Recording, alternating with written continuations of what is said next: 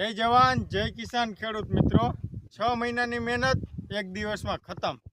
તોય ઘણા લોકો કમેન્ટમાં એવું કહે છે કે તમે ખેતીવાડી વિશે વિડીયો કેમ નથી બનાવતા।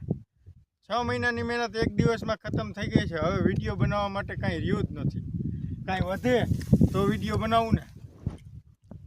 આ જોવો છો ને તમે પાક, આ 6 મહિનાની મહેનત છે। આ મગફળીના પોપટા કારા થઈ જાય અને આ પાલો જે છે ને એ માલઢોર માટે આ પૂરો થઈ ગયો છે। 6 મહિને જ્યારે ખેડૂતનું વાવેતર થાય છે ને પેલા દાણાનું, ત્યારે એમાં જીવજંતુ ખાય ઉગે ત્યારે, પછી રોજડા ખાય, ભૂંડડા ખાય, અને છેલ્લે વધે એ માર્કેટિંગ યાર્ડમાં લઈને જાય તો વેપારી ખાય।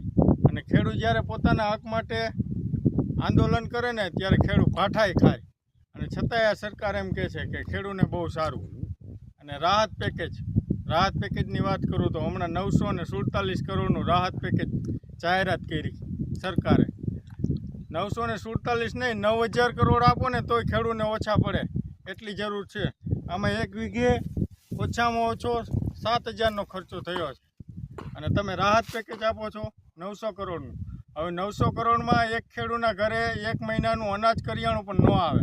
182 ધારાસભ્યોમાંથી 162 કરી દીધા, તોય પણ એક પણ ધારાસભ્ય કે મંત્રી ખેડૂત વિશે 10 મિનિટ નહીં બોલે, કેમ કે ખેડૂતની એને જરૂર જ નથી। અને જ્યારે ચૂંટણીનો સમય આવશે ત્યારે એ જ ખેડૂતના પગ આ ધારાસભ્ય આવીને પકડશે।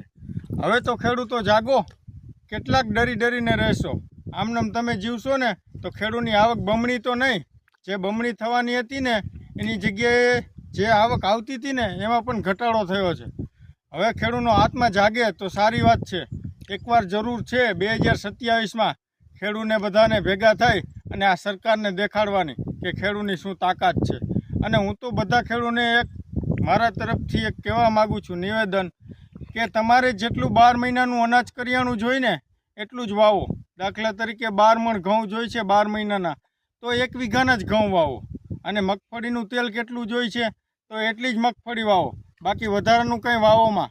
આવી રીતે તમે ખાલી 1 વર્ષ વાવશો ને એટલે ઓટોમેટિક ઘઉંના ભાવ 3500 રૂપિયા થઈ જશે અને મગફળીના ભાવ 5000 થઈ જશે। પણ જ્યારે ખેડૂતનો આત્મા જાગશે ને ત્યારે જ આ વસ્તુ પોસિબલ છે, બાકી કોઈનાથી કાંઈ થશે નહીં। બાકી આ સરકારને કાંઈ ચિંતા જ નથી। ખેડૂત મરવો હોય તો મરી જાય, કોઈ પણ વેપારી મર્યો, કોઈ ધારાસભ્ય મર્યો નહીં મરે, મરશે તો ખેડૂત જ મરશે। કેમ કે ખેડૂતને હમણાં 1 મહિના પછી દીકરી કે દીકરો વળાવવાનો છે। પણ તમે જોવો જ છો કે અત્યારે ખેતરમાં પાથરા તણાય છે। આજથી મહિના દિવસ પહેલાં જ્યારે ખેડૂતના ખેતરમાં મગફળીની નાફેટની જે સેટેલાઇટ દ્વારા ઓનલાઈન કરવામાં આવતી હતી, ત્યારે ખેડૂતના ખેતરમાં મગફળી નહોતી દેખાતી વાવેલી, ત્યારે પલટી પ્લાવ કરેલું હતું એ દેખાતું હતું।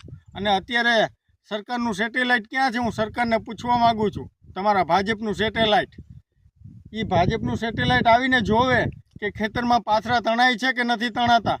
હવે 20 દિવસ કે 25 દિવસ પછી જો આવે અને સર્વે કરવા આવે તો આ ખેતરમાં બીજા પાકનું વાવેતર થઈ ગયું હોય છે, અને પછી તમને એમ કહે છે કે હવે રાહત પેકેજમાં તમને લાભ નહીં મળે। અને સરકાર જેને જેટલું જે ખેડૂતને નુકસાન થયું છે એટલું આ પ્રમાણમાં પૈસા આપવામાં આવે। બધા ખેડૂત દીઠ, ખાતેદાર દીઠ એવું ન કરવામાં આવે કે 20000 કે 25000 આપી દેવાના। બધા ખેડૂતના ખેતરે જઈ અને સેટેલાઇટ દ્વારા અથવા ઓનલાઈન ફોટા પાડી અને જે રાહત પેકેજનો જે લાભ મળવાનો હોય એ બધા ખેડૂતને મળે એવી મારી આ સરકાર પાસે અપીલ છે। અને સરકાર તાત્કાલિક ધોરણે આ ખેડૂતોનો જે માવઠાનો માર આવ્યો છે એનું તાત્કાલિક નિરાકરણ લઈ આવે।